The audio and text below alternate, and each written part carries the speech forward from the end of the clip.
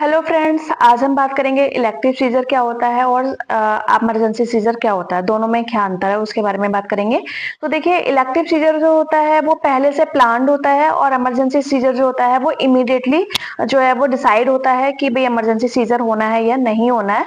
तो active scissor में क्या होगा कि आपका पहले से ही कोई प्रॉब्लम चल रही है आपकी प्रेगनेंसी में, लाइक आपको multiple umbilical cords around the neck है, या फिर आपको जो है ओलिगोहाइड्रोमनियाज है, या सीवियर पॉलीहाइड्रोमनियाज है, या फिर आपका बेबी जो है वो ट्रांसवर्स पोजीशन में है या ब्रीच पोजीशन में है, या आपको पहले भी कभी सीजर हुआ है जिसकी वजह से दोबारा भी आपका सीजर होगा। तो these all are the elective caesars. हमें पहले से पता होता है कि हमें नॉर्मल डिलीवरी कंसीव नहीं करानी है, हमें जो है वो नॉर्मल डिलीवरी डिलीवर नहीं करानी है, हमें सीजर कराना है।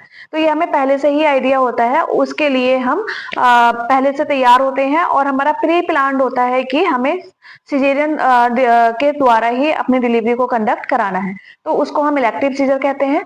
और अगर कोई कॉम्प्लिकेशन हो जाए ड्यूरिंग लेबर, लेबर के दौरान कोई ऐसा कॉम्प्लिकेशन हो जाए जिसमें कि हमें प्रोलोंग्ड लेबर हो जाए या ऑब्स्ट्रक्टेड लेबर हो जाए, आपका नॉर्मल फिनोमिना चल रहा है, नॉर्मल नेचुरल तरीके से प्रोसेस शुरू हो गया, लेकिन किसी वजह से आपका बेबी डिलीवर नहीं हो पा रहा है, डिलीवरी होने में दिक्कत आ रही है, तो इमीडिएटली डॉक्टर ने प्रिस्क्राइब किया है कि भाई अब सीजर करना पड़ेगा क्योंकि नॉर्मल डिलीवरी नहीं हो पाएगी।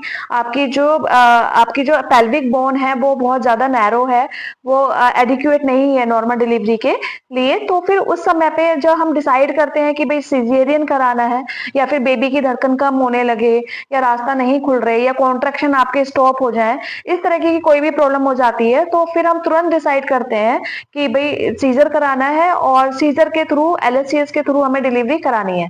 तो उसको हम इमरजेंसी सीजर कहते हैं। और जो हमारा प्री प्लान होता है, पहले से पता होता है, उसको हम इलेक्टिव सीजर कहते हैं। आपको ये जानकारी कैसी लगी, प्लीज कमेंट करके बताएं।